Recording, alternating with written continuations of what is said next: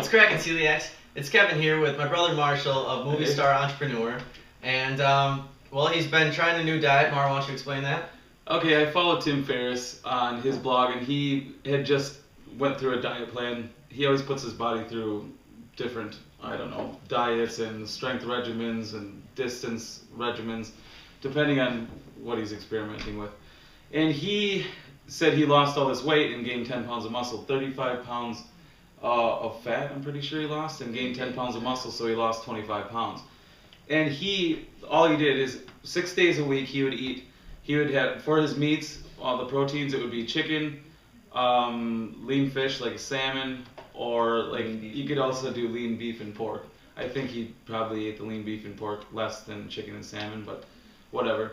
And then for the vegetable category, it was asparagus, carrots, green beans, peas, and then also things like I guess navy beans, kidney beans, black beans. Stuff, yeah. So he said you could eat as much of that as you want, any of that, and you're fine for the 6 days. And then on a 7th day, Saturday or Sunday, he would choose.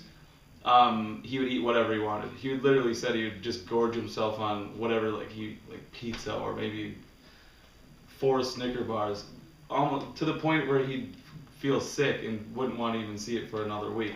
So anyway, that's the diet and that's the theory. So I wanted to, ask Kev what stuff for G-free and what isn't. Yeah, so he just basically wanted to run everything by me and have me check this kind of stuff and make sure that it's G-free. So really what I was thinking right away is I see that some of this stuff looks like it could be seasoned, at least it's salmon fillets. Certainly I see that you have Boca burgers here. These are definitely not G-free. I'm pretty sure that it says on the ingredients listing wheat gluten. Yeah, down about halfway it says wheat gluten, and then there's also, a couple more times that it says stuff. So this is definitely not G-free. But let's see, for this... In my diet, it doesn't need to be G-free. I just wanted to see which ones. Right, so yeah, he just wanted to see which ones were. So then we're just kind of seeing how natural these things really are and what's all in it. I don't know about these Morningstar ones yet. Let's see. Alright. Yeah, wheat gluten as well on this one. That was like the 4th one down, so that was a quick one. Just on the seasoning it would be? Or what? See, it doesn't say whether... It doesn't... That should be this one, it doesn't break down for seasonings. It just says all of it together. Yeah. But I would think it would be on the seasoning itself. That's usually where the most of it is. But then for most of these vegetables, these things are great. Especially, let's see here, black beans, kidney beans, northern beans. These are like the 3 highest in the protein and fiber. So these are really good for you celiacs and gluten intolerance out there. With the G-free diet, we all know how hard it is to get your fiber. So like I had said in my other episode about getting your fiber, you can either have that granola, the gluten-free granola from that bakery on Main. Otherwise, beans are a great source of fiber for that kind of thing. Yeah. And then also, you were saying you've been eating carrots. Carrots actually have a decent amount of fiber. I think, yeah, for a half a cup for this, it's 3 grams of fiber, so that's not bad. And then, let's see, peas, also a pretty good source of fiber. And then green beans and asparagus, not quite as much on that. But asparagus and green beans are both great for you anyway, just for getting your greens and everything like that. And I'm a big asparagus fan. So oh, asparagus is great. I love it. Actually, I don't know if I had you try it where you do it, it's just asparagus and butter and water, just boil it up and then the brown sugar. That was awesome. Yeah, brown sugar. That just adds a great flavor to asparagus. You can also do it with green beans, but asparagus, it works the best, I think. But okay, let's check out these other veggies. This is just Green Giant steamers. I know that they have some that are G-free. I would imagine this is too, but... So this one actually has cheese sauce. Ooh. So, you know. Yeah, with the cheese sauce, that's one thing is... I kind of made a mistake on that, but... Yeah, it has maltodextrin in it. Yeah. So, maltodextrin, malt, and dextrin, it has in the name. So malt coming from barley, dextrin, it doesn't really say what dextrin is coming from, but generally it is wheat or corn. But anyway, barley, it doesn't matter, that has gluten. So throw that one out. Yeah, that's definitely barley. Obviously, again, sticking with the woodchucks. This was the only one that was at festival this last time, besides the green apple or Granny Smith, whatever. Hey, I don't really like. I watched your Crispin hard cider episode, right? Yeah. Do they have that at the corner store? Crispin, no, they don't have that. Corner store only has the raspberry woodchucks, and that's not that great either. But no, I'll bring up some Crispin next time, next weekend, because I'll be back down in Winona, obviously. So let's check out these other ones for seasonings. All right. This one, soy sauce powder. Wow.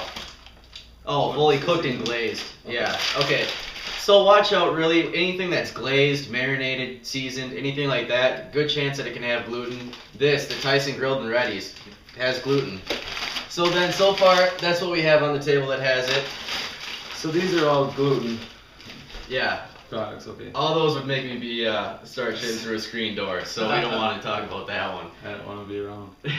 So yeah, these are just chicken breasts. These are just plain and fine chicken. Yeah. They are teriyaki, but I think they have some sort of seasoning, but Really? 'Cause I didn't see. it looks like it doesn't. No, I guess they don't. No, they don't. They just No, this is oh, all no, good. it's just on the picture. Yeah, that does kind of throw you off, but no, it's all good. Don't worry. I bought them because I thought they were seasoned. I guess I'm going to have to do it. Thought you were myself. saving yourself some Yeah. process, huh? Okay, so this is one that we may not know. Shit, that fat content's huge. Yeah, but the one thing to look at is there is a lot of omega-3 fats in No, there that does right, that. I So know. that, I mean, that's a good thing, but yeah, that is quite a bit of fat, surprisingly. I know. I thought maybe it'd be like 7. I didn't even look at it. It was saying Oh, that. this thing's marinated. I would not take my chances just from seeing marinade, but you also see Why? What? just a lot of marinades. They usually have things like, well, right here, autolyzed yeast extract, which autolyzed and hydrolyzed, that stuff. It's such a shaky thing right now that we don't know enough about. FDA doesn't really tell us enough about it yet, so they just mark the 8 major allergens on the ingredients listing and don't really tell you the rest. The 8 major allergens being, let's see, wheat, eggs, milk, fish, soy, shellfish, peanuts, tree nuts. Oh, that's it right there. All right, that was quick enough. But then also this has smoke flavor, natural grill flavor, natural flavor, and then just spices. So it leaves too many things open to have gluten in it that I would not take my chances on it. I personally like to obviously minimize the amount of gluten that I eat because I like to feel as good as I can all the time. But some people I know definitely take their chances. What were you doing there? You'll see. You'll see. So since I know you're gonna be throwing something in there.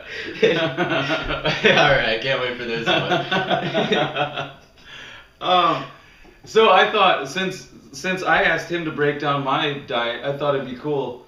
We talked. What a cool thing if people started putting comments and saying, "This is what I've been eating," you know, for your main diet, and then that he can break it down. Yeah, absolutely. You know? I would love to see people comment on that, and I will take the time to go through these comments and break it down for as much as I can. So as much as you guys put up for comments right now, I can definitely keep up, but yeah, I would love to see this, kind of take off and start breaking this stuff down for you guys. I think that's cool because I like this.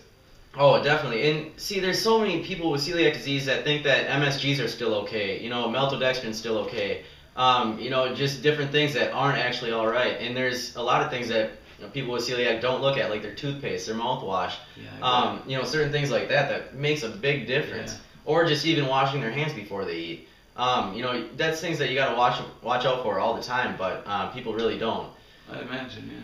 Yeah, so I mean I've had to go through everything, top down in the house, every room, figure out exactly what I'm doing throughout my daily routine to figure out, why I've been sick certain times, and it's just cross-contamination from the smallest things, it's just crazy, unreal.